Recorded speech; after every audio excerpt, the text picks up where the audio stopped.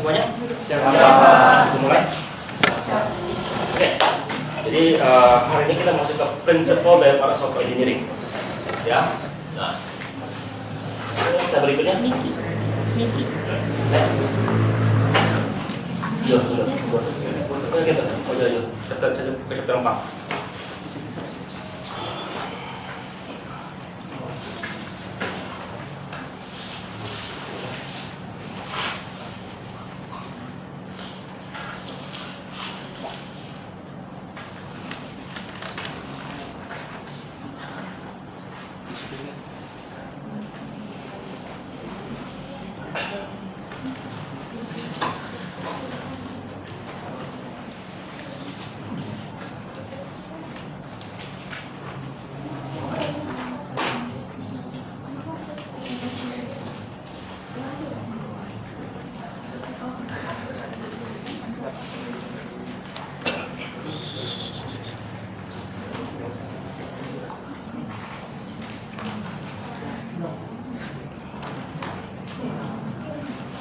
Oke.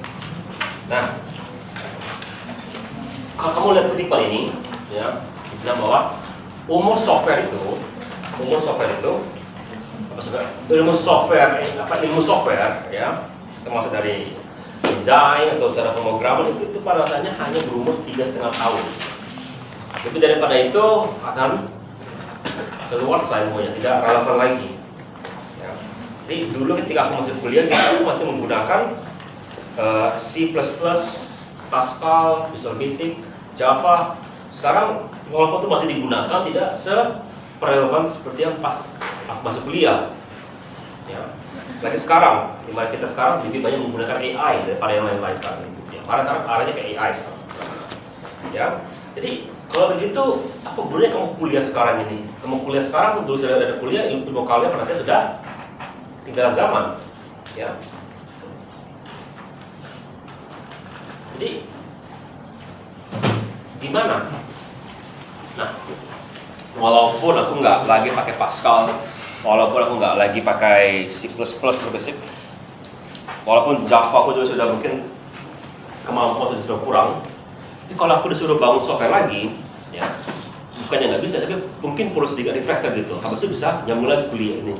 Ya, karena fondasi skillku lumayan tinggi, ya mungkin tinggi sekali, tapi lumayan fondasiku, ya. Baik karena aku ngaji itu, fondasiku pasti di lama makin ya masih terus dipakai fondasi dasar itu. Oke? Nah, jadi ilmu bisa ketinggalan, ya. Tapi prinsipnya atau prinsip daripada software engineering itu yang pada saya tidak akan hilang, tidak akan terus dipakai. Kenapa? Coba next slide. Ya. Karena kalau apa tadi bilang? Agile. Ya. Oke.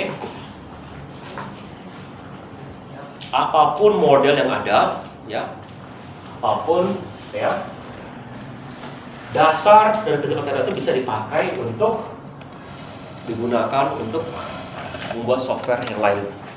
Oke? Apalagi fokus on quality pada setiap langkah. Nah, software quality itu maksudnya apa langkah? Jadi setiap langkah itu kita maunya memiliki kualitas yang baik. Ya. Jadi langkahnya apa? Kalau waterfall, requirement, design, coding, testing, maintenance. Maksudnya apa? Setiap bagian sudah memiliki kualitas bagus. Jadi kalau requirement kualitas bagus, desain nanti akan mengikuti kualitas yang sudah bagus dari requirement. Desain akan menyambung ke coding. Ya. Be ready to adapt. Usahakan kamu bisa beradaptasi. Ya, kenapa? Ya, ketika sekarang dulu aku masih tipenya adalah komputer base, benar-benar aku kalau mau bikin program gitu ada servernya, ada komputernya. Install client di tempat klien, server nanti nyambung, kita bisa setting jaringannya supaya dia nyambung ke servernya dulu. Kenapa? Ya, karena dulu jaringan internet jelek, jadi mesti menggunakan jaringan LAN. Sekarang kita menggunakan web base, ya, web base akan semuanya itu. Kenapa? Internet sekarang murah dan stabil kemana-mana. Nggak perlu kita tarik kabel LAN sendiri, cuma untuk suatu program. Ya, dulu. Ya. Oke. 4. Build an effective team. Nah, tim kalian itu bagusnya mesti efektif. Maksudnya apa tim efektif? Tim yang bisa bekerja dengan baik dengan diri sendiri, juga menyelesaikan masalah. Dulu dibilang itu bahwa jangan bawa masalah pribadi ke dalam profesional. Tapi masalahnya kalau kamu kerjasama dengan orang itu mustahil. Ya, jadi artinya apa? Sebagai team leader, sebagai anggota tim, ya, kamu juga mesti bisa dengerin dan mengerti teman tim kalian. Baru bisa jadi tim yang baik. Ya, mesti punya mutual trust dan respect. Next. Ya. Buat mekanisme untuk komunikasi. Maksudnya apa mekanisme komunikasi? Jadi kalau kita sekarang hampir semuanya kita menggunakan WA untuk komunikasi. Ya. Dulu ada Line dan segala macam. Dulu malah nggak ada WA, walaupun punya WA gitu nggak bisa dipakai. Kenapa? Nggak semuanya punya pakai data. Kalau sekarang semua dari kalian punya pakai data kan? Malah mungkin kalian punya pakai data malah tapi malah nggak punya pulsa. Ya kan? Kembali ke saya kan? Dulu orang punya pulsa tapi nggak punya pakai data. Sekarang orang punya data tapi nggak punya pulsa. Kenapa? Karena sudah nggak ada lagi orang yang telepon beneran. Ya semuanya pakai WA semuanya gitu, pakai data. Nah, tapi sudah tahu kan, kalau kita komunikasi karena pakai WA komunikasinya.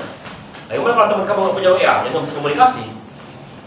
Ya dulu email, dulu lagi yang dulu setelah itu di Amerika dulu ketika masih kuliah orang masih menggunakan SMS, bilang aneh loh, kok Amerika masih menggunakan SMS. Di Amerika sudah yang lain seperti gitu. Tapi begitulah mereka.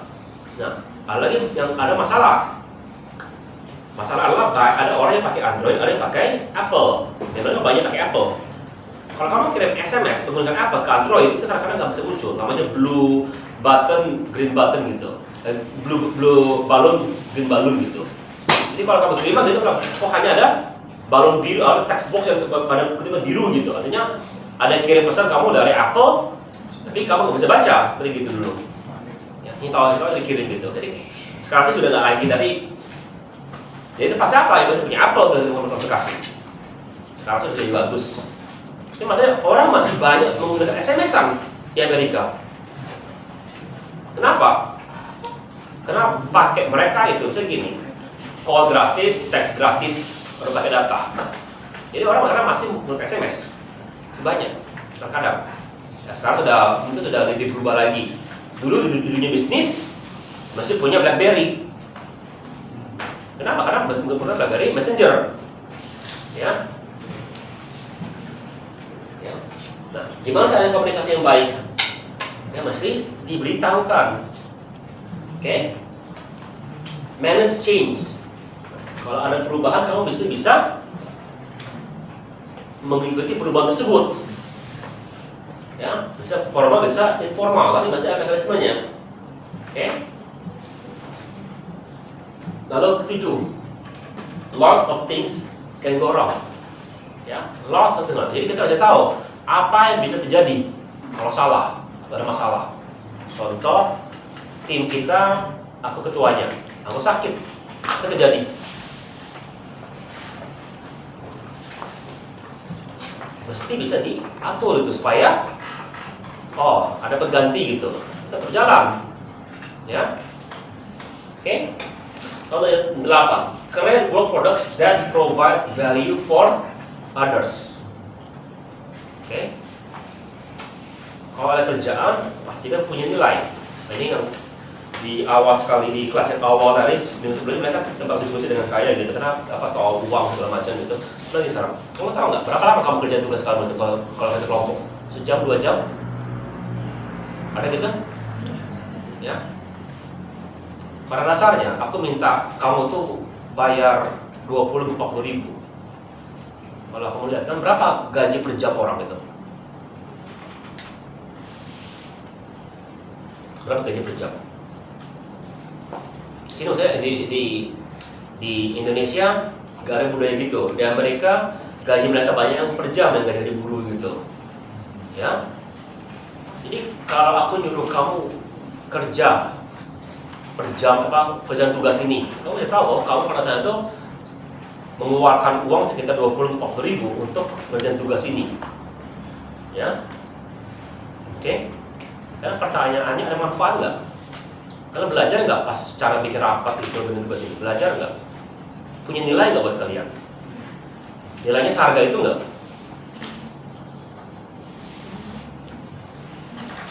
Kalau kamu merasa kurang, ada kamu rugi. Kalau kamu merasa lebih, ada kamu untung.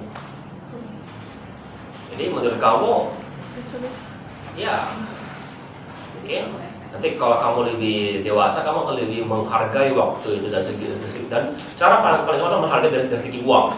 Kalian mungkin 20 ribu per jam, aku bukan 20 ribu per jam, ya. Ya. Ya, next. Mundur. Ya, mundur. Oke. Nah, sekarang dari segi praktis, tadi kan teoritis ya. Semuanya tadi itu sebenarnya tidak bisa dinilai. Terus bahwa kalian bisa ikuti. Cara praktis gimana cara praktis? Yang pertama adalah divide and conquer. Ya, biasakan kalau punya masalah besar, pecahkan menjadi masalah kecil. Aku bilang ke kalian punya tugas besar, ya, yang mesti dikumpulkan di akhir semester. Ya. Nah, masalahnya adalah kalau aku bilang begitu nanti di akhir semester baru kalian kumpulkan, ya kan? Nah, oke, kalau begitu kalian mungkin 1 hari sebelum dikumpulkan baru kalian kerjakan. Aku juga sempat jadi mahasiswa, aku ngerasa hal itu, ya. Tapi kan sekarang aku pecahkan masalah kalian itu.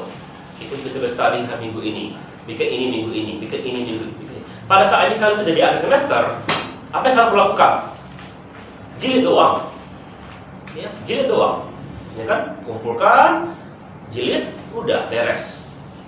Kalau udah jilid gitu ya, pada saya ada yang cukup ini apa? Sudah, paling tolong dirapikan gitu, udah beres, ya kan? Tapi kan sudah dipecahkan jadi bagian kecil.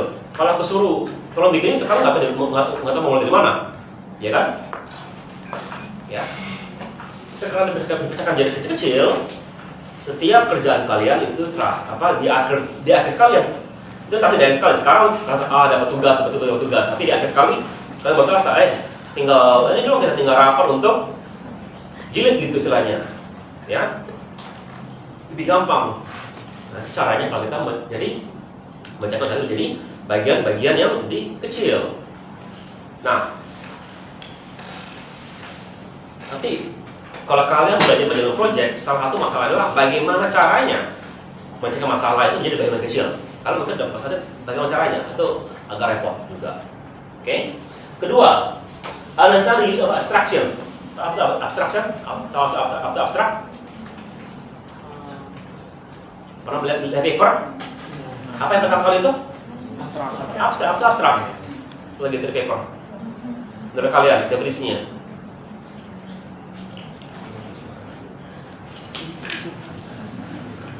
Abstraction adalah a simplification of some element of a system used to communicate meaning single phrase. Ya. Aku kalau baca paper itu yang pertama kali baca abstraknya. Kalau nggak menarik, nggak aku baca lagi berikutnya. Kenapa? Ngapain? Ya. Kalau juga sama, kalau kalian mau menyampaikan sesuatu, jangan panjang lebar, cukup intinya aja. Ya. Ya. Strive for consistency. Ya. Ini pertemuan terakhir dengan saya. Habis ini berikutnya dengan usaha lain. Nah, kalau sudah konsisten, ada rapat, ada tugas gitu. Nanti walaupun berikutnya begitu, tapi tolong dikonsistensikan. Ingat di akhir sekali minta tugas besar. Ya, sudah tahu arahnya kemana. Yaitu adalah format TA. Walaupun kalian nggak bikin program, ya tidak tahu cara bangunnya. Ya mungkin tiap pertemuan gitu diperbarui bab 3, bab 4, bab 5 gitu sampai akhir semester konsisten. Ya. Jadinya apa? Walaupun nggak disuruh, nggak dipakai lagi, ya tetap bikin notulen rapat. Kalau bisa tetap direkam.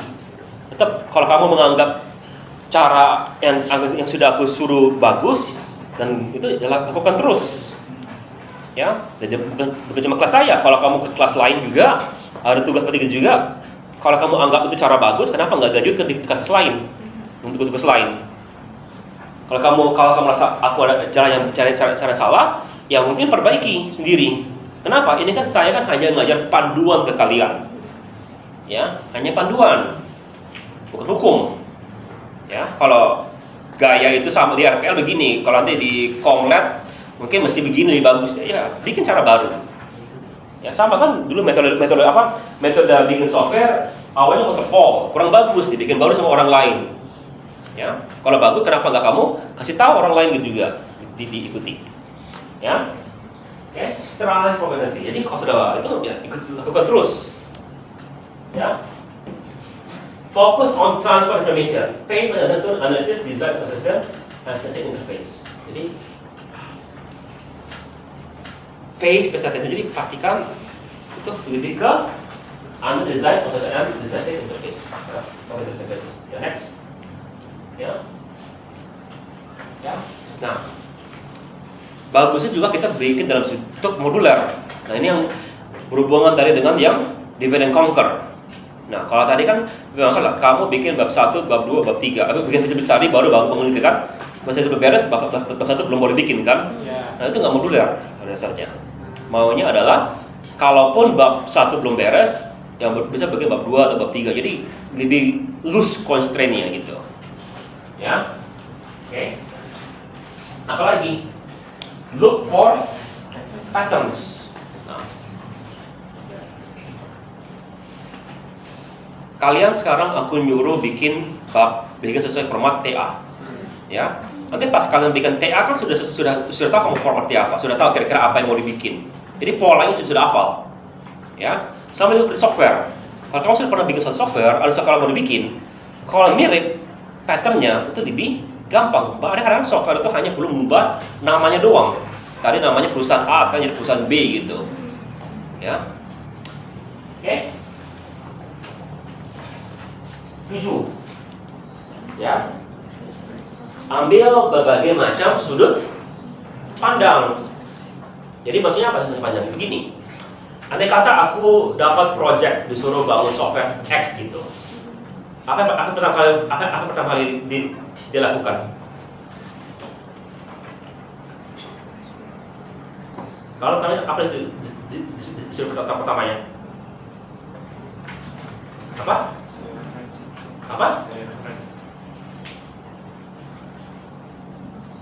Apa tugas pertama kalian? Tugas pertama apa? Iya, tadi kan? Ya. Nah, kamu kemarin aku bilang semuanya lanjut aja kan? Sayang sekali itu tidak lanjut. Kenapa tidak lanjut? Bukan karena kita tidak terima proyeknya, tapi tidak layak dibangun oleh kita.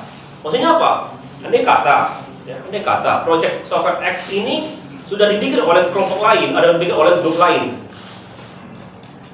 Lagi. Kenapa kita nggak beli aja bikin dia? Ubah sedikit gitu, baru kasihkan ke klien gitu. Why not? Masalah gitu? Kalau kita kontrak yang benar gitu, nggak salah kan? Jadi dari bisa dibilang tidak layak dibangun. Kenapa tidak layak dibangun? Karena bisa beli. Bukannya kita nggak bisa bangun, bisa dari skopnya ini jelas semua. Ya beres. Profit juga ada profitnya. Ini masalah dari segi profit lebih menguntungkan beli yang punya orang lain. Sudut pandangnya kalian beda sudut pandangnya kan? Dari segi bisnis gitu bilang kalau kita sebagai bilang bisa bangun. Enggak, sebenarnya kita nggak perlu bangun malah. Ya, oke? Ya, banyak sudut pandang lain. Nanti aku akan suruh kalian bangun sudut pandang itu. Oke? Lalu terakhir ini, maintenance. Perhatikan bahwa software yang kalian bangun itu akan dipakai. Kalau dipakai, pasti kemungkinan ada masalah. Kalau ada masalah itu perlu di-maintain. Gimana caranya maintain itu? Itu juga perlu dipikirkan. Next. Ya. Nah, komunikasi sekarang kita lihat gimana komunikasi. Kita perlu dengar, listen. Nah, masalahnya, how do we listen? Oke, diem aja gitu? Enggak. Kenapa? Kalau kita ketemu klien gitu, kita pengen dia menjelaskan sesuatu. Masalahnya gimana dia menjelaskan sesuatu? Siapa Pak? Maksudnya bagaimana cara dia menjelaskan sesuatu ke kita? Kita tanya. Dia mungkin hanya bicara, aku perlu bikin website. Atau diem dia. Nah, bisa juga seperti gitu. Maka kita perlu kemampuan untuk bukan hanya dengar, tapi juga untuk memancing dia agar dia bisa bicara, agar kita bisa lebih banyak mendengar. Ya, gimana caranya itu? Mesti bertanya. Maka komponen nomor 2 adalah Prepare before you communicate. communicate. Ya, oke.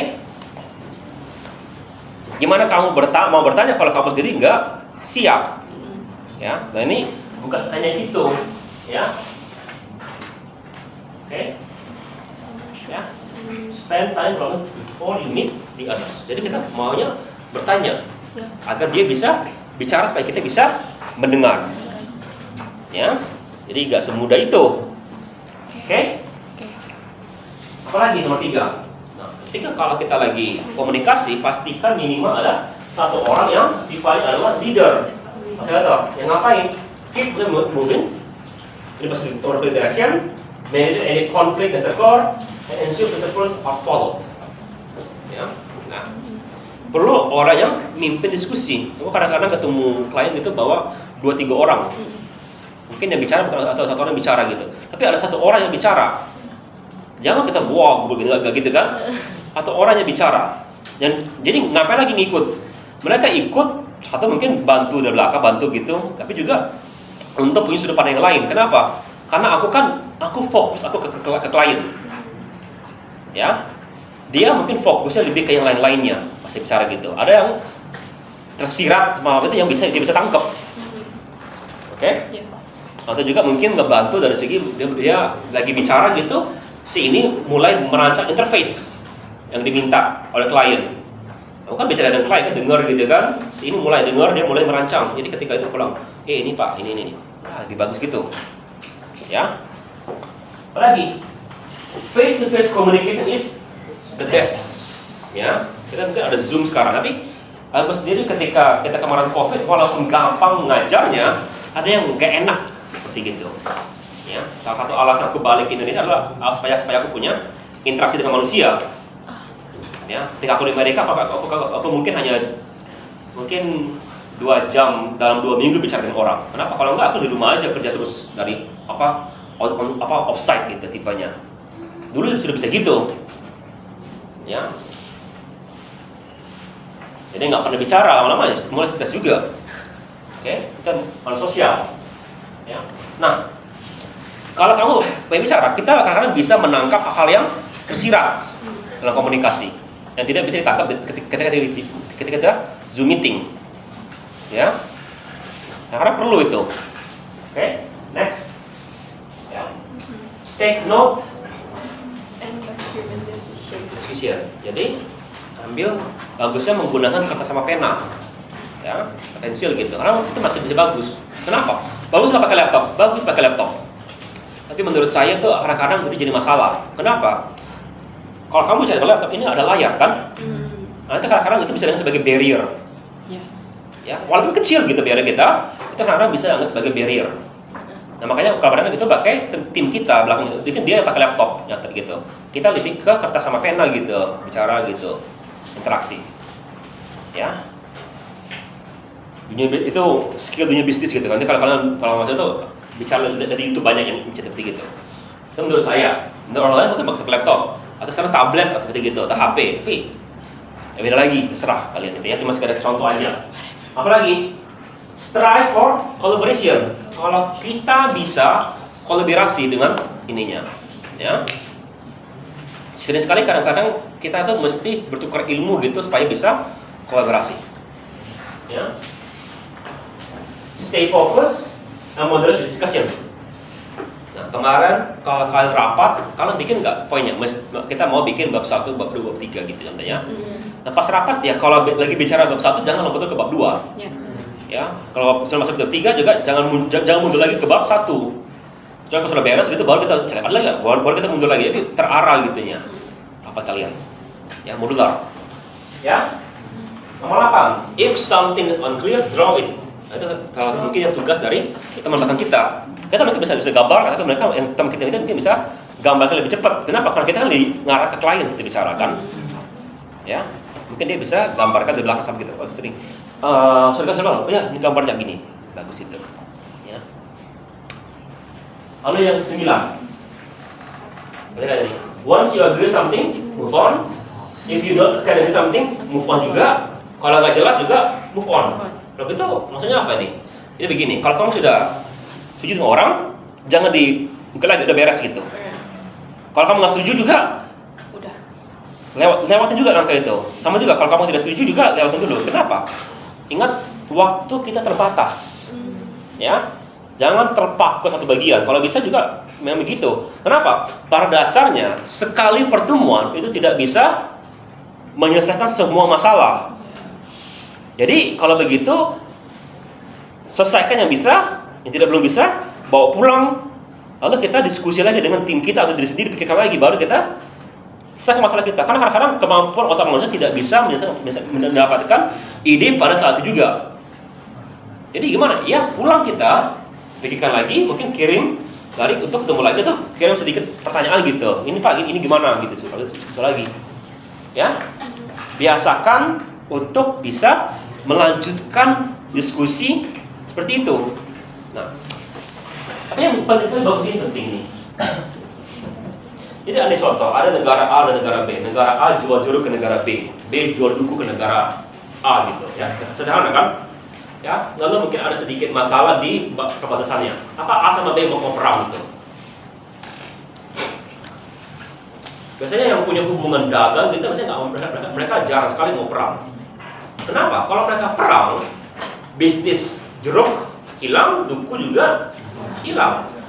Ya, makanya ada namanya diplomasi gitu kan? Sama juga, ya. Kalau gitu ya, ada satu yang sudah disetujui, dan ini penting buat klien kita, ya. Bagian yang tidak setuju dan belum jelas itu, kemungkinan mereka mau toleransi karena sudah mendapatkan yang disetujui itu. Oke? Lalu yang ke-10, negotiation is not a game. Ya, bukan berarti kita mesti menang. Bagusnya win-win solution. Ya, oke. Ya. Kalau kamu diskusi dengan itu bersifat itu pengen menang, ya itu jadi masalah. Ketika aku masih itu, kadang-kadang dan sekali gitu, kita sekarang kalau berdebat gitu pengen menang. Padahal perdebatan itu pada dasarnya adalah diskusi. Ya. Bahwa aku punya pendapat, kamu punya pendapat. Bukan berarti kita pas debat sekarang pendapat aku mesti kamu ikuti, enggak. Ya. Pada dasarnya adalah saling bertukar informasi seperti itu. Oke. Ya. Aku suka berdebat, ya. Bukan berarti kamu bisa mengubah pendapatku, nggak apa-apa. Kalau bisa ya kita mungkin cari jalan tengahnya, ya.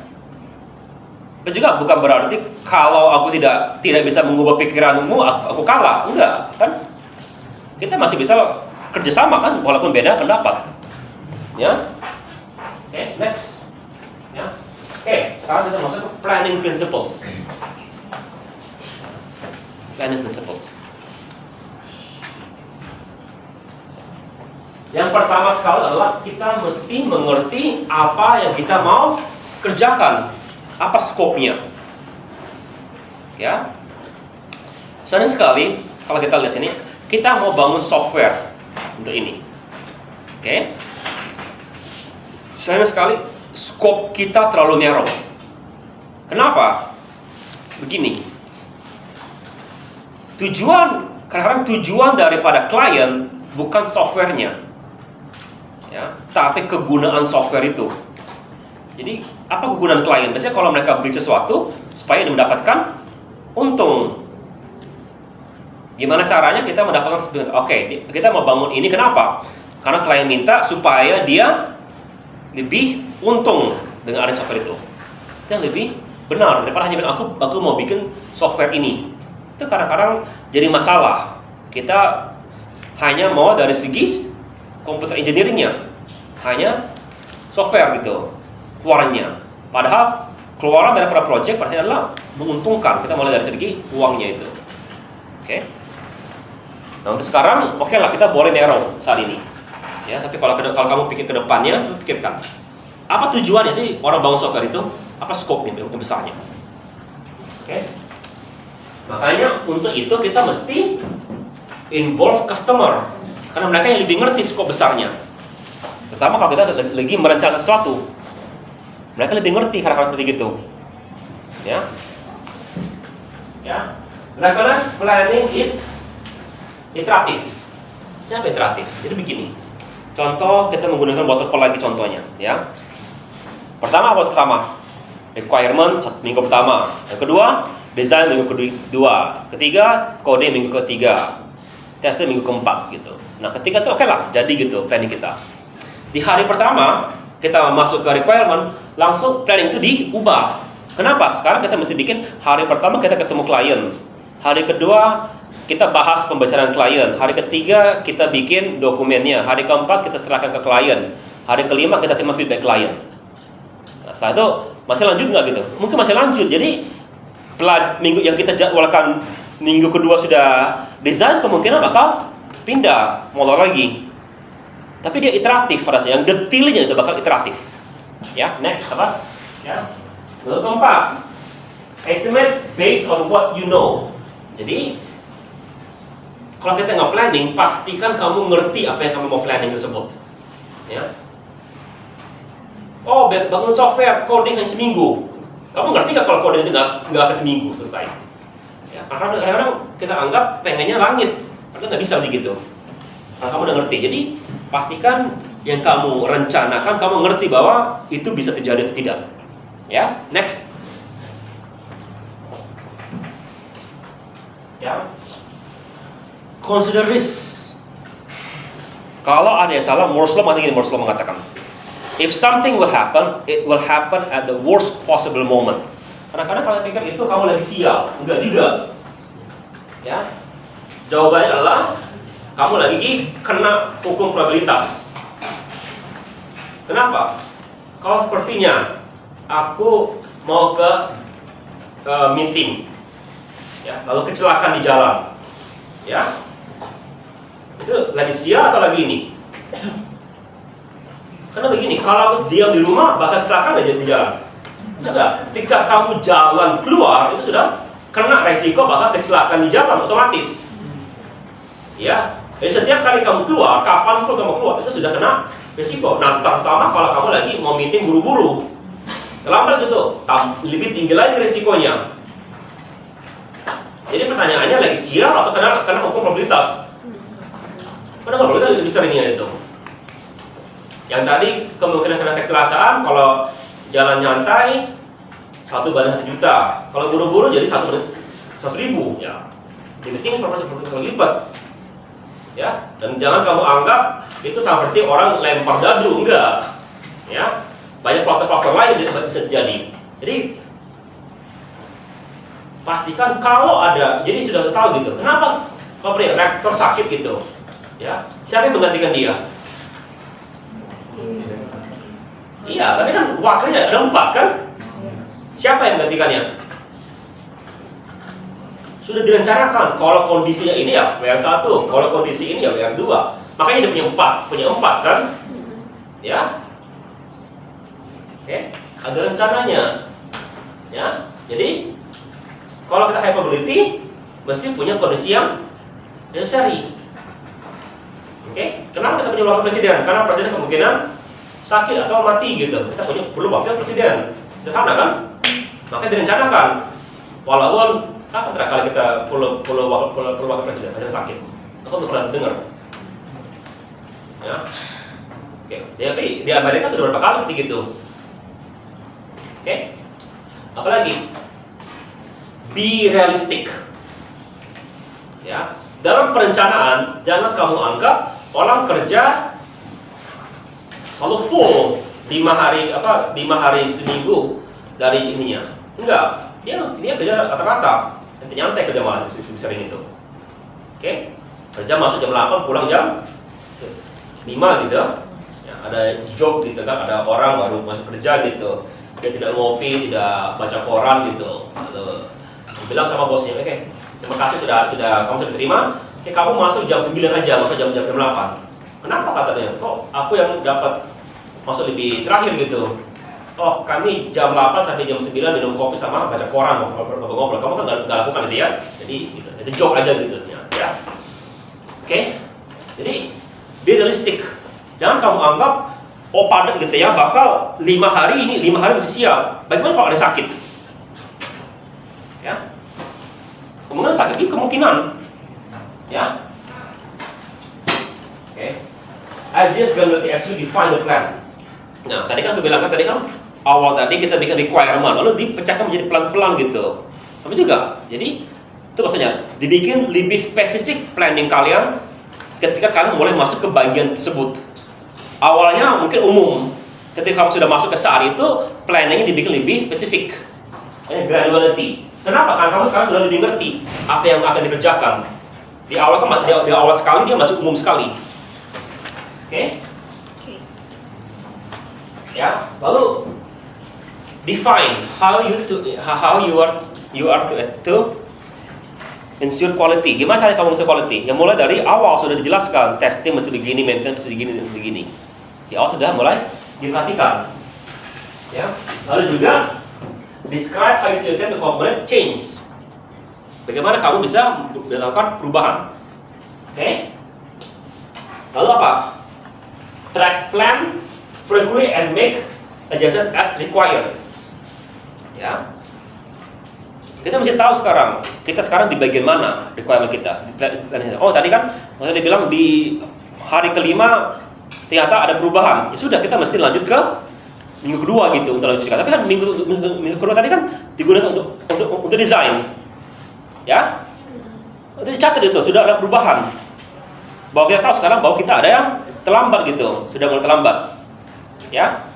Lalu kita apa? Ya sesuaikan jadwal kita lagi. Jangan dipadatkan.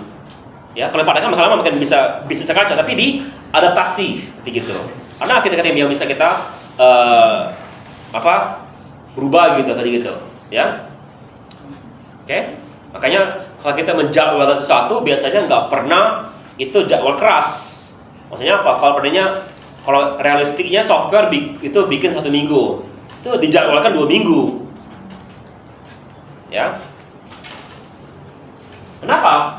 Juga ada bagus juga kalau klien gitu ya terima, Pak, minggu depan sudah beres, kita bisa kasih ke klien. Klien senang kalau kita under schedule. Ya. Oke. Next. Oke. Modeling. Ya, modeling terhadap kita. Oke. So, in software engineering ada 2 proses model. Pertama adalah requirement model, kedua adalah design model. Dalam requirement model kita mesti represent customer requirement by detecting software in 3 different domains: information domain, functional domain, and behavior domain. Oke. Ini yang kalian nanti mesti bisa perlihatkan di dalam software engineering kalian, di dalam requirement kalian. Information, functional, sama behavior. Di desain itu mengrepresentasi software yang sehingga yang membuat software itu bisa ngerti apa yang bakal dikerjakan. Next, kita mulai dari requirement-nya. Ya, 1, 2, 3. Ya, information domain of a problem must be presented and understood. Juga mesti dimengerti. Kedua, function of the software performs must be defined. Semua bagian-bagian yang fungsional mesti didefinisikan. Makanya nanti kamu bikin functional requirement. Sudah bikin belum sebagian? Sudah bikin sebagian? Ada kelompok yang sudah bikin?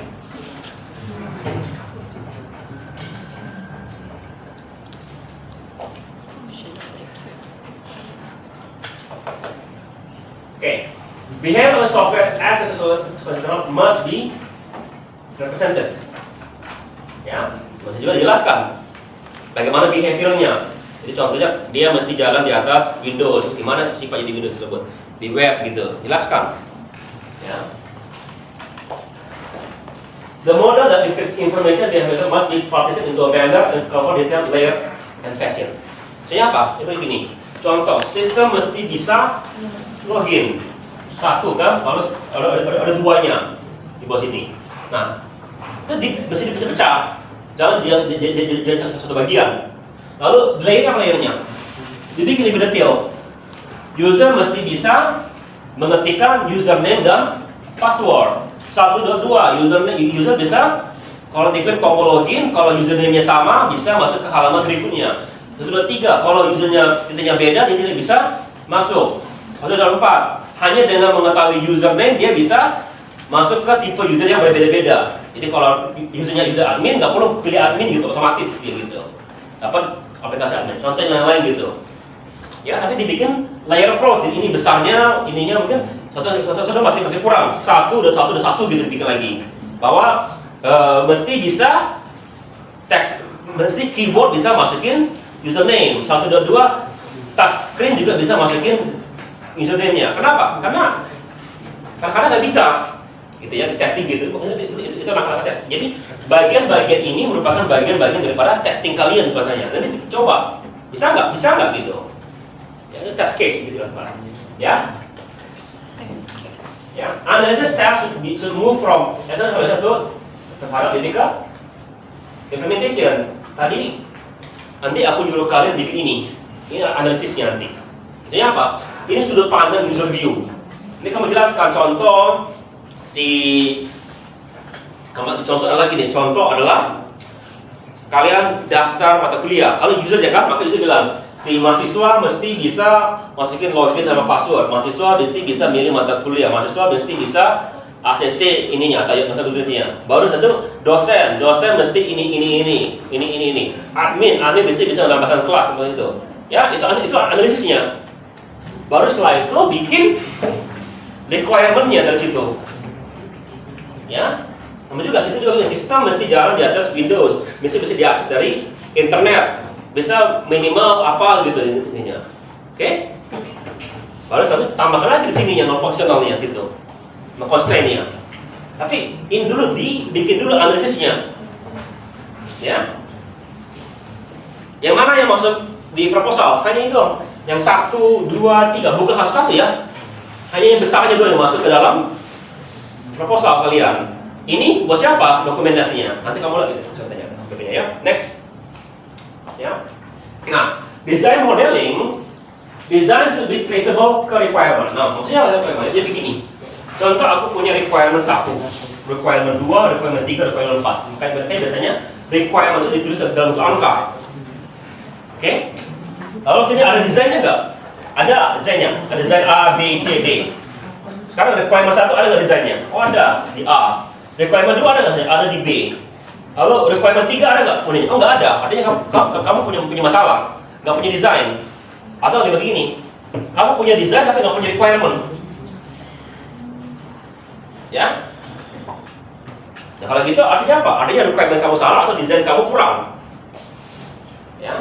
Yang tadi bilang mesti sesuai dengan requirement. Makanya bagusnya kita lakukan validasi. Setiap requirement dipasangkan dengan setiap desain. Oke? Ya, selalu perhatikan arsitektur desain. Design data is important.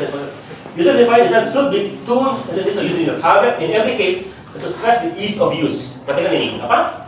Biar gampang. Ya, jadi kadang-kadang kita diminta oleh klien, aku mau login gitu, maunya login ada captcha gitu. Sederhana, tinggal tambahkan aja gitu kan. Masalahnya, ya, 1 minggu setelah itu klien ditambah lagi, tolong matikan captcha-nya. Kenapa? Ya capek kan, setiap kali login mesti kasih captcha kan. Dia berapa kali login per hari gitu ada, capek kan. Ya setelah itu baru dia bilang, makanya bilang lebih bagus ease of use.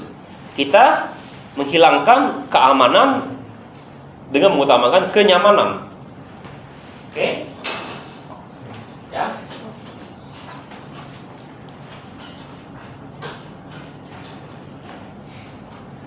Ya. Nah, bagusnya component level design should function independent. Oke? Jadi bagusnya dia bisa berdiri sendiri. Ya. Tapi kadang-kadang nggak bisa. Seperti gitu. Makanya nomor kedua, components should be loosely coupled to one another and to the event. Ini sama ini agak latar belakang. Yang ini dibilang kalau bisa independen, dibilang kalau tidak couplednya loosely. Maksudnya apa? Jadi contoh begini. A, B, C, ya. A, B, C. Kamu kerjakan C, kamu kerjakan B, kamu kerjakan A, gitu. Nah, masalahnya untuk mengerjakan B, A masih siap. Untuk mengerjakan C, B masih siap. Kalau gitu kenapa bagi tugas kalau gitu? Saling tunggu ujungnya kan? Itu coupled yang itu lah.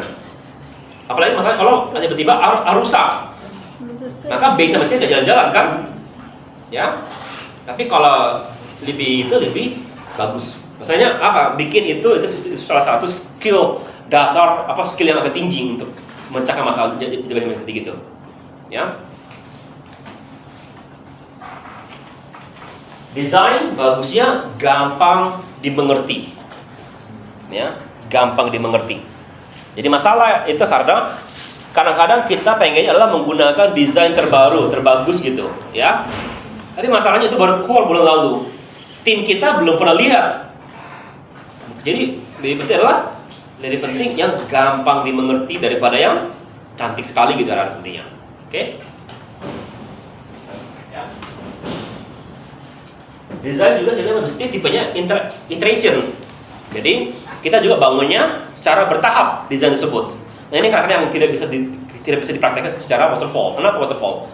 Waterfall bilang begini, requirement siap baru desain siap baru coding. Maksudnya kalau kita bangun bertahap, kita nggak pernah bisa mulai coding, jadi masalah. Oke, next. Ya, sekali lagi inilah prinsipal daripada agile dari sini. Ya, contoh lagi. Primary goal of software team is to build software and not create models. Ya.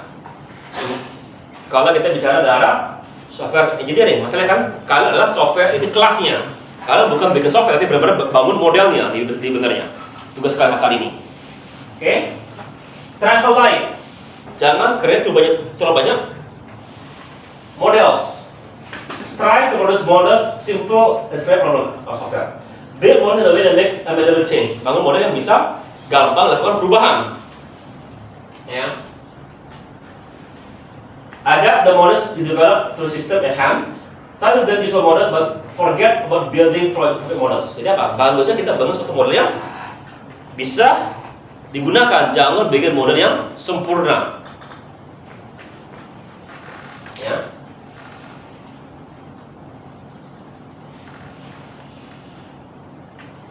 Ya. Sama juga, kalau model kita kelihatannya jelek tapi bisa dikomunikasi dengan bagus, itu cukup. Ya, oke. Nah, nomor 9. Setelah kamu bangun model kalian, tapi kalau kamu anggap ada yang salah, coba periksa ulang. Kemungkinan ada salah. Kenapa? Otak manusia itu hanya aneh. Ya. Ada kata gini, aku dikasih sayur gitu ya. Kelihatannya bagus, tapi otak bilang jangan dimakan. Kenapa? Aku nggak tahu kenapa, tapi otak bilang jangan dimakan. Ternyata ada ulat di situ. Masalahnya aku nggak lihat ada ulat di situ. Aku nggak tahu ada ulat di situ. Otak yang tahu ada ulat di situ, tapi dia bilang jangan dimakan. Bukan karena kita tahu ada ulat di situ. Ya, jadi apa lakukan kalau gitu? Ya mungkin kita aduk dulu sayur itu. Oh ada ulat. Oh makanya kita tahu, makanya ada perasaan tidak enak, begitu. Ya, sering sekali manusia otak itu punya insting yang bagus. Kita mungkin nggak tahu ada kesalahan, kita nggak bagus. Jadi apa lakukan? Tapi juga jangan langsung percaya insting.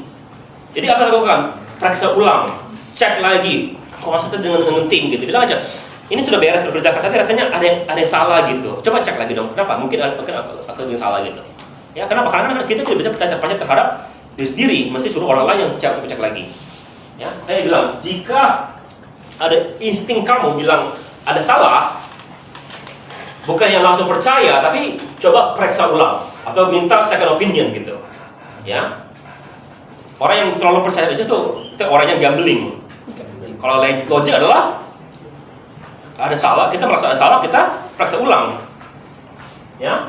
Lalu bagusnya mendapatkan feedback secepat mungkin. Next. Oke. Nah, dalam konsep principle ada dua. Ada dalam coding, ada dalam testing. Nah, ini sebagian dari kalian tidak akan kalian bisa ngerti karena kalian belum belajar coding dengan baik.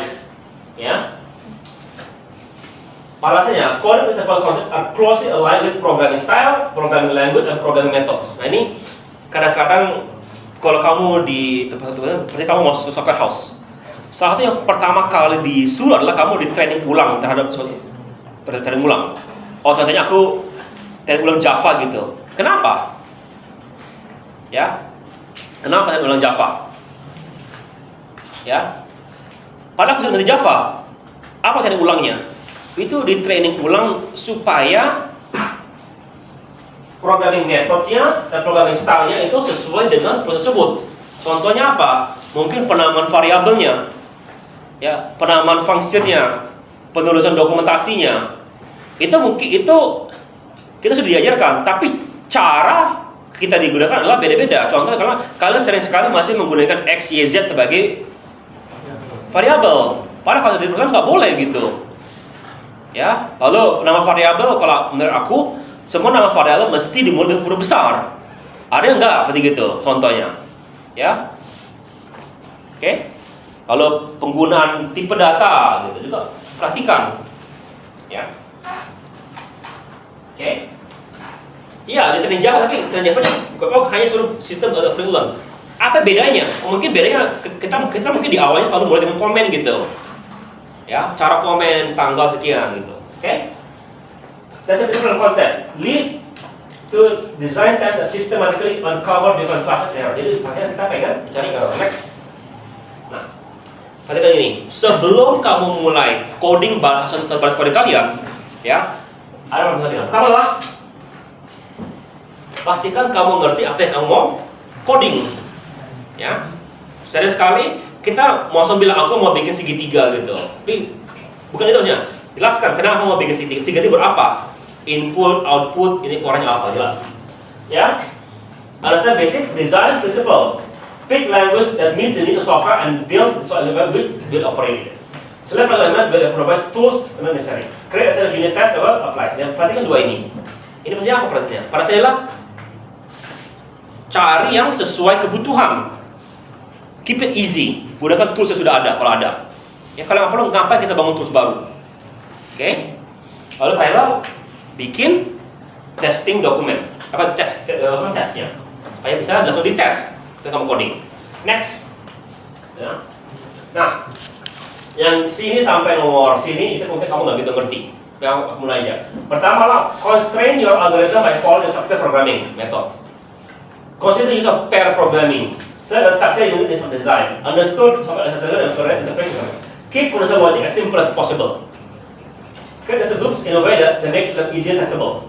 Select meaningful variable names. Ya. Jadi ini adalah beberapa hal-hal yang mungkin kamu kurang ngerti di programming. Contoh gini. Consider algorithm by following structure programming. Kamu ngerti nggak itu? Nggak, itu saya diajarkan di Alpros 2 di informatika. Dengan pair programming itu saya diajarkan di level atas atau baik sendiri tentang programming. Oke? Untuk data, konsep arsitektur. Kalau keep logic simple. Kalau kamu punya if then else gitu dan punya sampai 10 kali, ya mungkin bagusnya menggunakan case daripada menggunakan if. Ya? Keep simple. Ya? Betul nggak? Kalau ada perulangan for gitu, pastikan gampang ditelusuri for tersebut. Ya? Gampang ditelusuri, bisa di testing gitu, tahu ininya. Ya. Saya bilang select minimum variable name and follow the local coding standard. Pilih variabel yang gampang sesuai namanya dan juga ikuti standar coding lokal tempat itu apa? Ya di kantornya kalau kamu coding orang gaya gini, kamu ikuti gaya-gayanya. Jangan kamu beda sendiri. Ya, contoh, semua kita menggunakan for, kamu yang menggunakan while. Okay. Write the code as self-documenting. Jadi bikin kode yang jelas dan juga bisa dipakai untuk dokumentasi. Maksudnya apa ya? Mulai tambahkan komen-komen. Bagus gitu. Oke. Create visual layout. that aids understanding. Jadi begitu kita membuat visual layout supaya gampang dimengerti. Ya, contohnya bikin wireframe gitu. Next. Ya. Nah, setelah kamu bikin coding, ya, conduct a walkthrough, jadi baca lagi coding kalian. Walaupun jalan, hanya ada scanning gitu. Ada masalah kira-kira? Harap sekali lagi ya, insting kamu bisa kelihatan. Ya, tes untuk melihat sudah bagus belum coding kalian. Ada error, lalu habis itu rapikan coding kalian. Kalau sampai semua bahasa program ada klik kanan, ada pilihan refactoring. Seperti kalian gitu, itu kan langsung merapikan kan, kira-kira seperti gitu. Ya, next. Ya. Testing principle. All tests should be traceable terhadap customer requirement. Ya, jadi ini requirement-nya kan ada test case-nya nggak? Ada test case-nya. Dari mana? Dari sini test case-nya. Dari requirement yang sudah kalian bikin. Jangan kamu lakukan testing yang tidak ada requirement-nya. Contohnya apa? Oh, mesti tahan di DOS. Serangan di DOS. Tapi kamu nggak ada di sini di ininya. Kenapa di testing? Kalau nggak perlu diminta ke klien. Ya. Oke. Ini juga perlu dicatat. Oke. Testing mulai dari kecil sampai ke besar. Maksudnya apa besar? Jadi kalau kamu di pertemuan 9 atau 10 gitu ada namanya materi testing. Kalau kalian lihat unit testing, integrasi testing, sistem testing, kita mulai dari unit baru naik ke atas, bukan dari atas ke bawah. Oke? Lalu perhatikan, testing itu tidak bisa sampai benar-benar habis. Maksudnya apa? Tadi kan ini bilang, contoh user mesti bisa masukin username dan password. Oke, username aku adalah aku, password adalah password. Kita satu kombinasi kan? Bisa nggak? Username-nya A, passwordnya A. Username-nya A, B, passwordnya A. Itu kan tak hingga dulu dia kombinasikan. Kayaknya contoh yang dibilang itu jangan sampai itu tesnya itu tidak bisa di testing habis. Ya. Next. Nah, deployment. Ya. Kalau kita sudah mau kasih ke customer software kita, pastikan ya customer kamu tuh jangan berharap terlalu tinggi.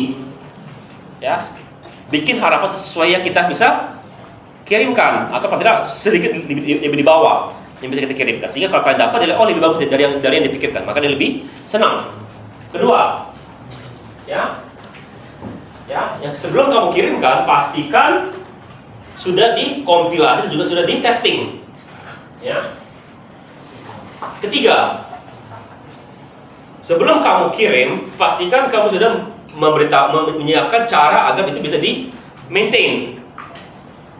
Oke?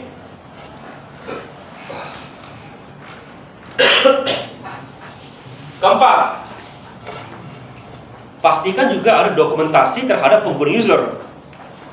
Kemarin kita semua dapat Simax baru ya. Ada dokumennya nggak? Penggunaan atau bagi sendiri. Tapi ketika pertama kali kalian masuk ada kan dokumen penggunaan Simax kan? Ya, ini karena baru aja mereka buru-buru. Kalau kamu lihat sekarang anak angkatan baru masa depan pasti ada dokumentasinya untuk menggunakan itu. Ya. Yang kelima, bagi software should be fixed first. Jadi kalau software itu bermasalah, perbaiki dulu sebelum itu dikirim. Next. Oke, ya.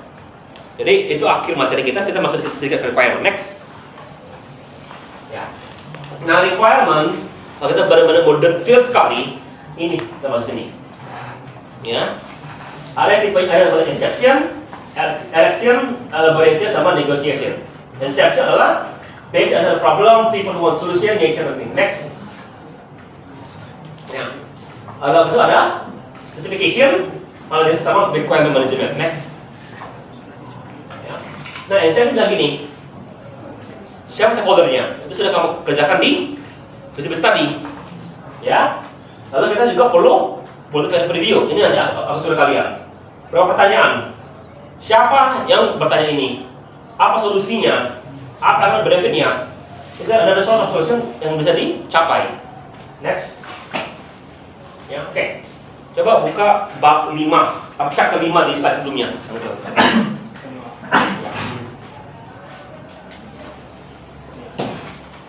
bukan ini yang slide yang sebelumnya. Kira berapa chapter kan sebelum ini? Ya.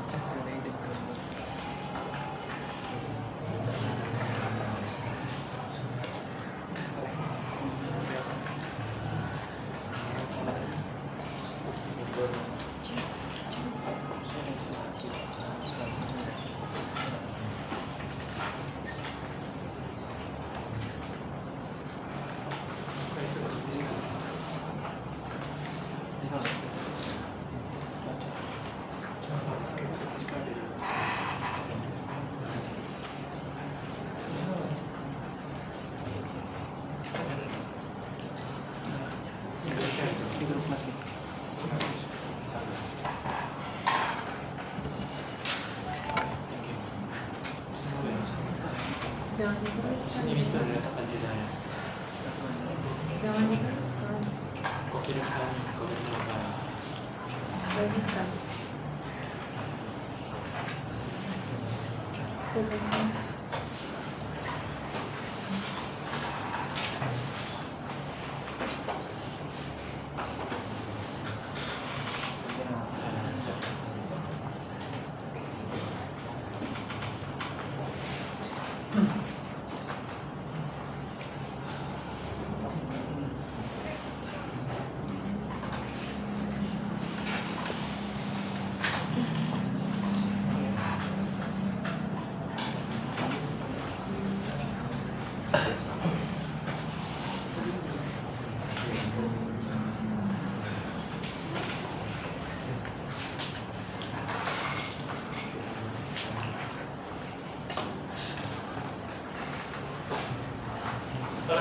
Oke.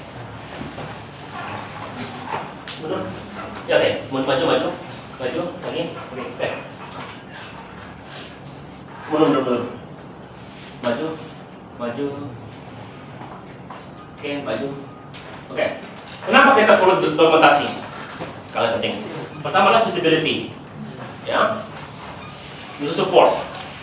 Oke, team communication. Dokumen itu kalau kamu perlu tuh, karena kita bilang, kita mau ngapain? Kasih dokumennya, sudah baca. Ya, maintenance sama evolution. Apa kasih dokumen kalian? Mesti accurate and keep current. Appropriate for audience, maintain online, ya, and simple but professional in style and appearance. Next, ya, kita bisa external, printer atau internal program atau program konteks. Next, nah, ini tadi adalah bentuk dari waterfall kemarin. Kita hanya mau ini dulu. Next, ya. Nah, yang aku minta dari kalian minggu ini tugaskan lagi nih, dua ini. Requirement documentation sama requirement specification. Dari mana ini? Dari requirement analysis. Dari mana tadi? Contoh tadi ada lagi nih, user sama to be. Next, ya. Jadi, pertama understand the requirement in depth. Contohnya kita perlu domain understanding. Siapa in domainnya? Siapa stakeholder? Contohnya end-use project. Contohnya. Next, yang siapa? Nah, contoh gini. Viewpoint daripada sistem adalah untuk masuk entitas. Siapa usernya? Applicants, admin entitas. Siapa aja adminnya? Ada kantor admission, ada yang bagian keuangan, ada yang berhubungan dengan beasiswa. Ya, lalu siapa lagi berhubungan dengan kepolisian? Siapa aja? Operation sama software development. Siapa lagi? Account departments. Siapa aja? Banyak departemennya kan? Ya, itu juga beda-beda. Baru setelah itu kamu mesti jelaskan. Oke, Mahasiswa ngapain sistem ini? Dia mesti bisa login, mesti bisa masukin aplikasinya, mesti bisa pilih jurusannya. Ya kan? Kamu kemarin kalau daftar Unsri gimana sistemnya? Gimana langkah-langkahnya? Masuk ke website kan? Lalu ngapain? Dari mana dapat data kalian? Dari sekolah. Dari mana dapat username-nya? Dari sekolah kan? Ya makanya itu dijelaskan begitu. Ya. Data yang kalian mau masuk itu dapat dari mana? Oke, lalu dimasukin kemana data-data tersebut? Makanya perlu dijelaskan per user gitu sampai dia selesai. Ini mencakup seluruh interaksi yang dia bakal lakukan dengan sistem tersebut. Oke? Apa aja yang bisa lakukan situ? Bisa nggak kamu hapus data kamu? Batalkan jurusan kamu sebelum kamu submit gitu? Ya, aku pilih Unsri gitu, tapi aku salah pilih Fasilkom, aku mau pilih Teknik Abang. Hah?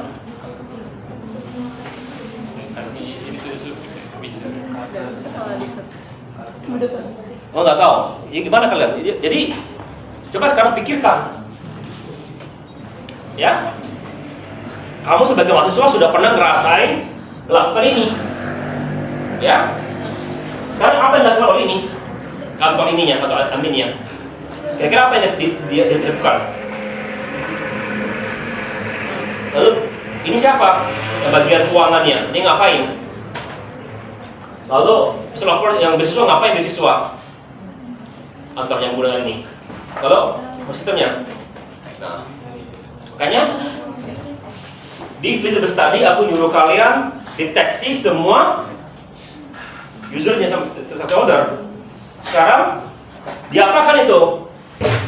Tuliskan satu persatu, lalu tuliskan sudut pandang mereka terhadap sistem tersebut. Oke? Ya. Setelah itu juga kalian perlu juga tuliskan sudut pandang bagaimana sistem itu bisa bekerja terhadap dengan sistem yang sudah ada. Oke, ngerti itu? Setelah itu baru kita tulis requirement. Sistem mesti bisa memberikan akses ke user untuk bisa login dan maksudnya user adalah contohnya mahasiswa bisa login. User admin mesti bisa login. User ya bisa login. Baru dibawanya lagi satu. Mahasiswa ini baru. Jadi lebih detail lagi. Oke? Ngerti? Jadi perlu sekali kita tahu bagaimana dia punya interaksi dengan tiap-tiap user. Karena setiap bagian itu mesti bisa dites. Terutama karena tipe user banyak tipe user. Contohnya bagian administrasi bisa kita bilang, kita telepon, aku salah masukin jurusan, boleh nggak diubah gitu? Ya, dia mungkin bisa cancel punya kita mungkin nggak bisa cancel, itu mungkin bisa di cancel. Ya, makanya mesti dituliskan sudut pandangnya dari admin itu bisa apa aja dia. Oke? Apalagi ya, next. Ya. Jadi sebelum ketemu klien pastikan prepare before you need them. Ya. Catat, understand the filter, understand. Ya, kita mungkin pulang dulu, pelajari ulang. Lalu bagusnya adalah small group meeting. Dalam mempersiapkan sebelum kamu juga bukan hanya mempersiapkan bahan, tapi juga mempersiapkan diri kamu. Ya, di Amerika kalau kita ketemu orang bagusnya sopan, yang itu formal adalah kita menggunakan kemeja dengan dasi minimal. Kalau bisa malah menggunakan jas. Orang lihat kan kita kan minta uang agak banyak kan. Bagusnya dengan orang yang paling tidak terlihat kompeten. Gimana dari segi ini sudah kompeten. Ya. Kalau mungkin nggak, tapi itu penting itu. Ya. Next. Ya. Organize requirement. Kalau ini diklasifikasikan menjadi organize. Nah, nanti aku mensuruh kalian itu bakal di organize. Nanti aku akan coba lihat di bagian kalian itu pasti rumusan masalah tujuan manfaat itu belum kalian tuliskan secara berurutan. Maksudnya apa? Aku maunya itu dikelompokkan berdasarkan mana itu. Ini penting nggak ini? Mana lebih penting? Masukin data atau ini? Atau data? Ini mungkin di nomor 5 malah dibikin itu. Oke? Next. Ya. Nah, model requires informal process seperti next. Ya. Next. Nah, kalau bisa gunakan flowchart untuk menggambarkan proses dalam suatu sistem. Itu bisa banyak flowchartnya karena banyak kejadian. Next. Contoh, ini adalah flowchart ketika kita mau daftar mahasiswa. Receive form, new, kalau true, simpan database, mesti sudah simpan. Kalau false, kita perlu bilang update database-nya. Kalau sudah beres update-nya, true, evaluate. Kalau belum beres, suruh siswanya perbaiki lagi. Ya, next. Ya, bisa juga kita dalam bentuk sudah code, nggak saya sarankan kalau kamu nggak ngerti sudah code dengan benar. Ya, tapi ini juga nggak boleh mengerti. Jadi kenapa? Karena gambar banyak makan kertas. Ini kan enggak. Ya, mari kita baca next. Ya, ada juga kita perlu mulai dari segi data flow-nya seperti apa. Ya, ini adalah external entities, processing steps, data store, data flows. Next. Jadi begini, aplikasi kirim form, diterima, di evaluate. Kalau ditolak, kirim ke siapa? Ini kan orang lain, nih. Ternyata dikirim lagi ke aplikan. Kalau diterima, juga kasih pesan kirim balik ke aplikan. Next. Ya, contoh lagi gini. Jadi kan banyak flowchart-nya. Ngapain lagi nih? Example university. Ya, begini prosesnya, flowchart-nya. Ya, next. Ya, atau proses computer application stage. Ya, request. Oke, ya. Perhatikan. Ini siapa yang mengerjakan intinya? Ini mungkin mundur. Ini adalah mahasiswa. Next. Ini adalah kantor admissionnya. Ya. Next. Ini adalah bagian yang berhubungan dengan keuangan yang raksa ini, yang aku ini. Ini sudah pandai, sudah kelihatan kan? Sudah pandang mahasiswa ini dan kerjakannya. Sudah pandang adminnya ini. Sudah pandang keuangan ini. Ya. Tadi kan punya cerita masing-masing. Ini kan menggambarkan cerita mereka. Oke? Next. Ya. Nah, dilema. Ya. Pertama adalah requirement kalian bagusnya bikin sedetail mungkin, jangan ambiguous.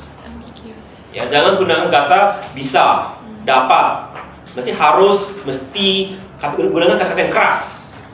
Ya. Pasti. Ya. Apalagi, nah ini jadi masalah. But requirement must be consistent with computer technology and resource available. Ya. Mesti nyata. Oke? Oke. Juga perhatikan requirement, jangan kamu tulis requirement mesti menggunakan Windows, mesti menggunakan Agile gitu. Itu nggak boleh itu juga. Ya. Itu bukan requirement intinya, jangan seperti gitu. Ya. Ada beberapa hal yang kayaknya jangan requirement mempengaruhi desain cara ininya, atau mempengaruhi desainnya, oke? Ya. Nah, salah satu yang kalau kita bicara requirement sampai dasar ya, ini kan kalau aku sebenarnya nggak pernah ngajar RPL di informatika. Yang saya ajar mata kuliah lanjutannya, MPPL sama JKPL. Ya. Nah, di situ salah satu yang kita pelajari kalau kita bicara requirement, salah satu yang kita lihat requirement itu pertama diperhatikan lalu dianalisis ulang. Ada yang bentrok nggak satu requirement dengan requirement lain? Aku akan berikan contoh yang paling sederhana requirement bentrok. Kita mau sistem kita nyaman digunakan, ya. Tapi kita pengen sistem kita aman. Itu bertolak belakang itu, ya.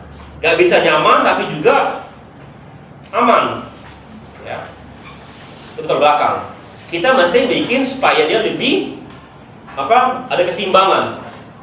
Dia nyaman, tapi juga aman. Tapi gimana caranya supaya itu tidak bentrok drastis? Walaupun orangnya itu bentrok, bagusnya kan sistem itu nggak perlu login, itu kan lebih nyaman kan?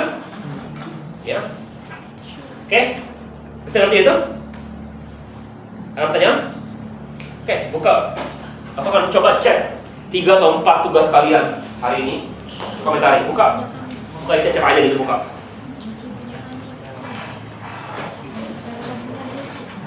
Apa yang lupa yang dia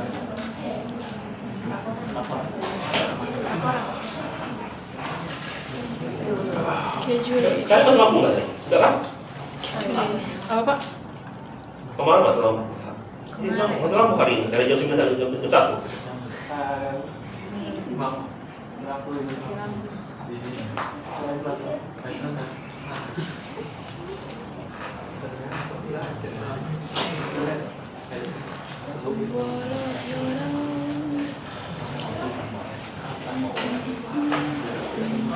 Oke, buka laju. Bawah. Coffee. Coffee. Ini kamu tulis sendiri atau ini? Cara kamu kutipnya? Siapa nih? Siapa nih? Ini kamu tulis sendiri atau pakai tools bikin kutipannya? Tulis sendiri. Ini kamu ketik nggak nih? Tulis kocak bukan mendeleng. Pakai mendeleng nggak? Siapa kelompok yang angkat tangan? Jawabannya ya, tools atau tidak? Apa? Ketik manual. Gunakan tools kali ya, biar lebih gampang. Supaya juga library mendeleng kalian itu tetap besar. Oke, perbaiki itu ya. Oke, bawah. Tolong mendeleng. Ya, begini. Mendeleng. Ya, ini lebih bagus. Nggak perlu oleh gitu. Jadi penelitian gini-gini udah keep gitu aja. Bawah. Oke, untuk masalah. Oke, lihat ini 1, 2, 3. Aku nggak baca. Ya. Mana paling penting? Yang 1, 2, 3 ini.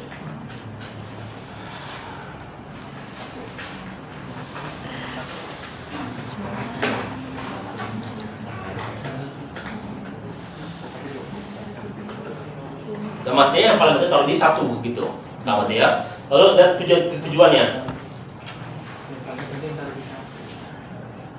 Nomor 1, lalu lihat di nomor masalah ada nggak tujuannya? Ada pasangannya nggak? Ya, cek ini. Itu bagian kalian. Siapa kemarin yang ini? Siapa kemarin yang program? Siapa perwakilan kemarin? 3 orang. Siapa kemarin? 3 orang kemarin. 1, 2. 1, 2, 3. Oke. Kalau sekelompok nggak? Enggak kan? Enggak. Kemarin aku bilang perbaiki feasibility study kan semuanya kan? Ya? Sudah baik belum feasibility study kalian? Sudah kita tidak perbaikan. Kalian bertiga kumpulkan cek tiap kelompok, tapi jangan kelompok kalian. Ya? Kalau sudah kan aku sudah kasih komentar kan bagaimana cara ceknya kan? Ya. Cek, periksa notulen rapat mereka. Pasti sudah sesuai. Kalau sesuai, oke kan? Kalau enggak, balikin. Jangan kamu terima. Nanti di akhir semester kalau saya cek ada yang masih bermasalah, yang saya kurangin nilainya kalian bertiga. Ngerti ya? Sudah ada di ini kan? Kalian komentari.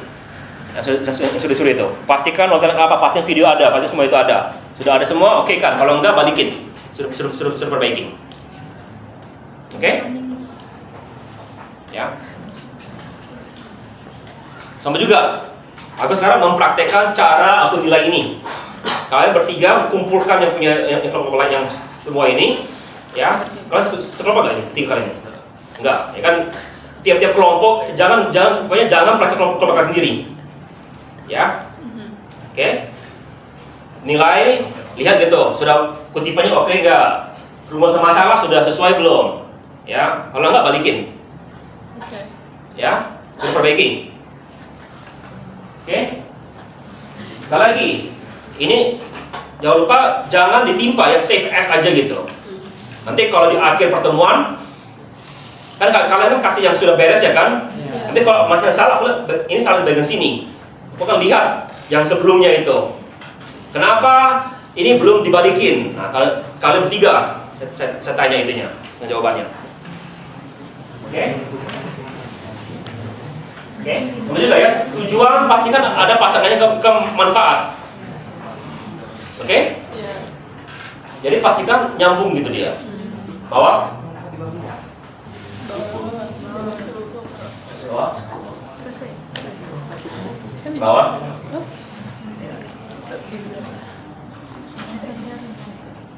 Oke, bawa. Ini kita tunjukkan masalah. Nah ini kalau kutip ini ya, ini kutipnya mana kutipannya di sini? Ya, bawa. Terus, terus, terus, terus, terus.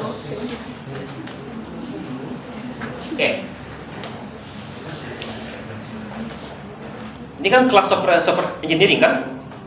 Mana bagian software engineering di bab 2-nya? Ya kamu mesti mau gunakan metode apa? Sekarang aku bilang paksa gunakan agile. Terserah mau pilih apa agile-nya. Waterfall. Yang nggak boleh waterfall, agile pasti. Waterfall kan sebagai standar dasar aja. Kalian gunakan agile. Oke. Ya, nah tuliskan sini agile kalian. Dari mana kutipannya begini? Karena begini. Jadi ini apa isi bab 2 ini? Misalkan apa isi bab 2? Isi daripada bab 2 adalah segala yang kamu gunakan di bab 3. Contoh requirement di sini menggunakan apa jaringan ya. Kamu masih tuliskan jaringan situ, jaringan. Ada hubungan dengan apa sensus penduduk. Semuanya ada berhubungan dengan apa? Dengan suatu istilah-istilah yang ini mesti ada di pustaka. Jadi kalau kamu mau gunakan, tuliskan di bab 2, baru gunakan di bab 3. Oke? Ya. Jangan kamu gunakan di bab 3 tadi belum ada di bab 2. Ya. Kamu nanti tuliskan requirements itu, ya. Setiap semua requirements ini pastikan di bab 2-nya sudah ada di bab 2. Oke? Sini aku nggak terserah kalian. Kalian boleh ambil dari berita, boleh dari website, terserah kalian. Ya. Gunakan Mendeley. Ya, gunakan Mendeley. Biasakan dari sekarang setiap kali itu gunakan Mendeley. Kenapa? Kenapa kamu mau repot bikin kutipan? Kenapa mau repot? Repot kan, ketik itu manual kan? Cukup kamu klik ke daerah situ. Masukin dulu ke library-nya itu semua yang kamu sudah baca gitu. Baru kamu oh ini tadi berhubung dengan ini, tinggal klik, udah beres. Nanti setelah itu tinjauan pustaka kalian tinggal grab bibliografi, udah muncul. Gak perlu kamu pikirkan gimana formatnya lagi. Otomatis sudah benar. Oke? Ya. Bawah. Oke, coba yang kelompok berikutnya. Sabar ya. Tabungan itu. Gak dulu, sikok-sikok kocak. Dari atas coy. Oh?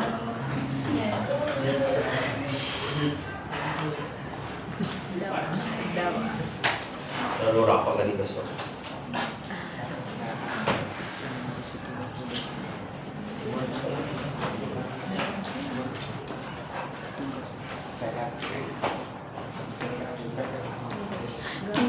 Ini manual. Jelas kurang panjang bab 2 itu penaruhannya. Mesti menjelaskan secara umum.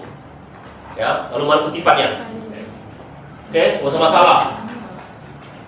Bukan begitu, kira masalah. Ya, perbaiki. Supaya dia nyambung ke bab kedua dan manfaat. Oke, bawah. Bab 2, pinjam pustaka. Semua itu mana sini bisa berstudi. Kita nggak masuk bisa berstudi ke dalam itu. Itu di luar semua. Ya, bawah, Kacang kawan. bawah. Kamu belum bikin 3 besar artinya? Siapa nih? Siapa nih? Belum bikin 3 besar artinya?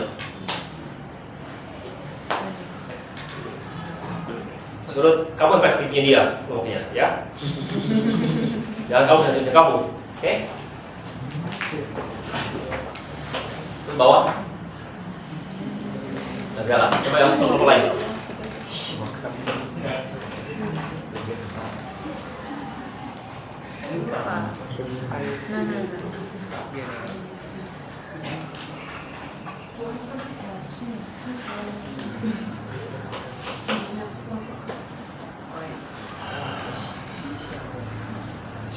Masalahnya di paling bawah itu aku belum lihat data pustaka kalian semua sudah lihat. Mana data pustakanya? Ya. Semua masalah bahwa sekali lagi ya, tolong ini bagus. Ketika aku suka dengan strukturnya. Bagaimana. Jadi kalau satu kata itu usahakan dia satu format. Kalau bagaimana ya bagaimana semua gitu. Kalau apa semua gitu. Depannya itu ya. Ya, ini bagaimana cara gitu, bagaimana cara gitu memastikan, ya, oke. Urutkan lagi, penting baru pastikan ada nyambung dengan tujuan, nyambung dengan manfaat. Oke, bawah. Nah, kita harus skop ya, kan sesuai format TA. Kalau nggak ada jangan dimasukin. Bawah. Lagi. Manfaat. Kita akan tulis tadi, ya, punya pustaka. Belum. Enggak. Yang punya pustaka itu hanya lebih ke apa yang dipakai. Jadi istilah-istilah yang ada di sini mesti ada di bab 2. Banyak gitu. Ya.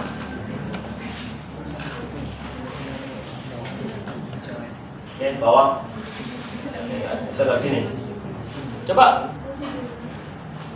gini, kalian buka TA di situ kalian kan bisa dilihat kan, lihat aja gitu gimana TA-nya. Ya. Bawah.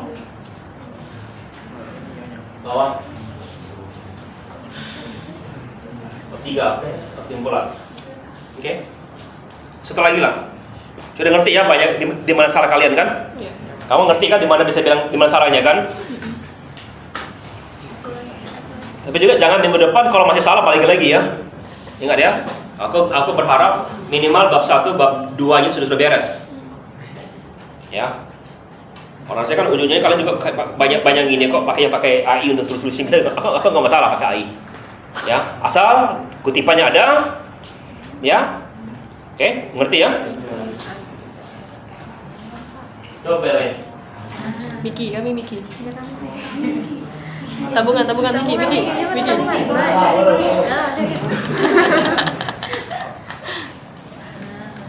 Oh. Ini saya belum ada referensi ya, kutipan ya. Ya. Bawah. Bagaimana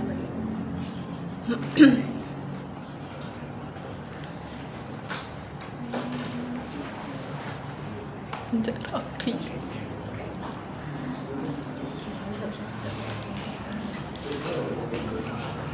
Tadi.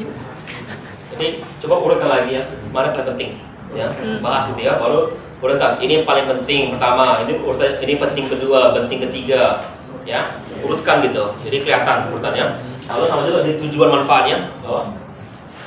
Ya, urutkan lagi, sesuaikan urutannya. Ya. Ini manfaat sama ya. Nah, kita gini.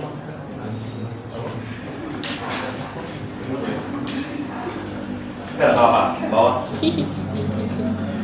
Lagi. Terus. Wait, apa itu? Ya, waktunya boleh. Nah, ini. Oke, ya bawah. Oke, ini kamu sekarang hanya bukan waterfall, masih tukar agile. Ya. Tapi agile mana secara kalian? Iya. Ya, mau ekstrim, mau Terus lagi, pro, terus secara lagi. kalian. Ya, terus oke, bawah. Oke. Silatur apa? Contohnya, ini bagus ya. Dan terus Oh, ya. Bawah. Ya kan, jadi kalau sudah ada ini nggak di sini letaknya, Dengan siapa ini? ya. Kebutuhan ini semua kebutuhan itu di bab 3. siapin metodologi. Lagi. Nah, kebutuhan fungsional. 1, ya, gunakan kata ini. Ya. Ini namanya kebutuhan fungsional. Gunakan angka. Selalu gunakan angka. Kenapa? Karena kita mesti bisa dibikin hierarki. Oke? Oke. User mesti bisa login. Atau mungkin ini dipecah. User mesti bisa mendaftarkan diri. User mesti bisa login. Kalau sudah 2 kegiatan pecah itunya. Ya. Oke. Supaya kenapa? Dia bisa di testing lebih gampang testingnya. Ya. Lagi nih. Pengguna dapat membuat 1, mengedit 2, menghapus sama ya, bikin setting 1, 2, 3, jadi 5 udah gini ya. Apalagi pengguna dapat menetapkan target tabungan dan memantau. Jadi membuat dan memantau. Ya. Oke. Ya. Semua pemasangan pengeluaran itu kan ini enggak, ini di ininya, itu di kebutuhan non fungsional gitu. Kalau sudah berbanding dengan ini. Ya. Oke. Database, bukan situ. Sistem mengingat menabung. Pengguna dapat mendapatkan notifikasi mengingat. Oke, dapat notifikasi. Yang dalam SQ-nya di bagian di non fungsionalnya. Oke. Cover data. Nah, ini di bagian ini bukan pengguna melakukan. Tapi boleh juga sih sistem mesti bisa mengengerti data. Oke, boleh lah di situ. Oke. Oke. Bikin itu harus 1 gitu. Ya, ini kita hanya di sininya hanya ini masukinnya yang besar-besarnya. Ya. Jadi di awal sekali ya mesti kamu jelaskan siapa user kamu. Pelanggan ngapain aja. Ada admin yang kamu situ. Siapa aja sini usernya. Jadi jelaskan. Jadi pertama cerita besar bahwa ini semua yang akan dilakukan oleh user. Ya, dari sudut pandang user biasa. Dari sudut pandang user lain gimana sudut pandangnya? Beda lagi kan sudut pandangnya, baru bikin sudut pandang lagi. Baru setelah itu dari semua sudut pandang ini baru bikin fungsional, non fungsional sama batasan, tapi belum detail. Itu yang dinamakan itulah dokumen pertama. Dokumen adalah requirement dokumen. Oke? Nah, setelah itu rapat berikutnya baru kamu urutkan. Lalu baru dipecahkan satu-satu supaya lebih detail dari bagian tersebut. Oke? Ngerti? Ngerti ya? Yang lainnya bisa ngerti ya? Ini sudah lebih bagus, jadi lebih gampang perbaikinya. Jadi kebutuhan paling keras. Oke. Kalau di non fungsional. Oke? Client non fungsional. Oke? Ini juga non fungsional. Ya. Sistem mudah. Nah, perhatikan hal seperti gini kalau dia ambigu susah. Mudah tuh maksudnya gimana? Mudah. Ya, mungkin taruh di batasan kalau gitu. Jangan di fungsional. Ya. Ini malah lebih ke atas fungsional. Bisa menampilkan data statistik. Oke. Ini di bagian non fungsional, bahwa sistem mesti bisa mengekspresikan. Oke. Ya, juga non fungsional. Oke. Nah, ini sudah pakai. Apakah bikin ini? Mendelay kan? Lebih gampang klik-klik itu aja kan. Pas usahakan tinggal keluarkan aja gitu. Nah, oke. Nah, sekarang sebentar. Nah, sekarang kayak gini kan? Kau boleh. Maksud apa sih kayaknya? Ini tadi di mana kamu kutipin tadi? Ada tulisan saya. Nah, ada kata ya, ada buku yang kamu baca tapi kamu tidak kutip. Ya, gimana caranya masuknya sebagai di assembly? Kutip aja, kutip sini ABC gitu. Oh, PDF ya? Ya, oke. Jadi, coba buka Word. Bisa nggak sih dijadiin Word? Bisa, tapi kan ada ininya, programnya dan sebagainya. Coba Word sedikit. Kita Word aja. Buka.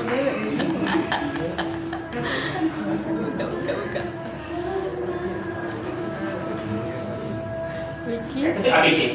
Lihat di situ kocak. Lihat di situ. Oh ya, itu nggak nyambung. Di sini gitu. Nah ini kan kelihatan. Biasanya kan kalau kita kutip kan kelihatan kutipannya kan gitu kan. Kadang-kadang kita nggak langsung kutip, tapi kita hanya baca gitu, tapi kita pakai ide di situ. Gimana caranya? Coba blok ini ya, di blok. Ya, ubah hurufnya menjadi putih. Nah, silakan nggak? Aku biasa begitu.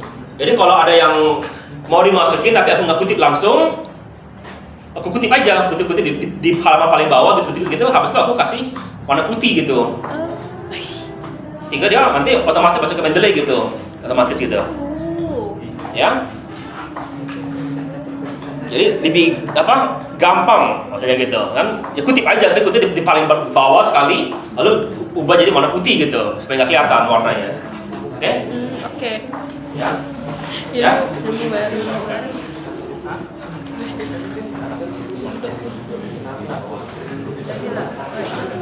Ya, berarti masalah kalian. Jadi yang 1 bab 1 bab 2 saya anggap sudah beres, kalian cek gitu ya. Bab 3-nya, lalu aku minta dua dokumen requirement sama dokumen specification. Yang dokumen pertama itu yang umum sekali, specification sudah lebih detail.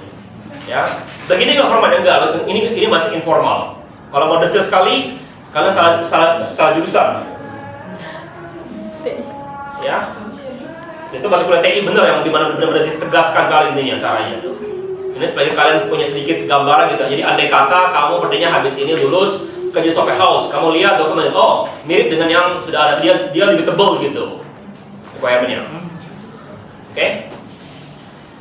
Ya, jadi tugas kamu cek bab 1 bab 2 ya, lalu cek ininya nonton rapat sama videonya pasti sudah ada. Oke? Kalau belum beres balikin. Sekarang pasti dibalikin semua. Yeah. Tapi pas kirim balik lagi pasal lagi. Kalau masih belum sesuai standar balikin lagi dari kalian. Oke? Nah, setelah ini kan ada lanjut lagi kan. Nanti minggu depan siapa adanya? Sama juga. Ya, tolong perwakilan ini cek tugas teman-temannya. Aku kan minta requirement seperti gini kan. Ya. Kalau belum sesuai seperti gitu ya balikin lagi. Oke? Oke? Ada pertanyaan?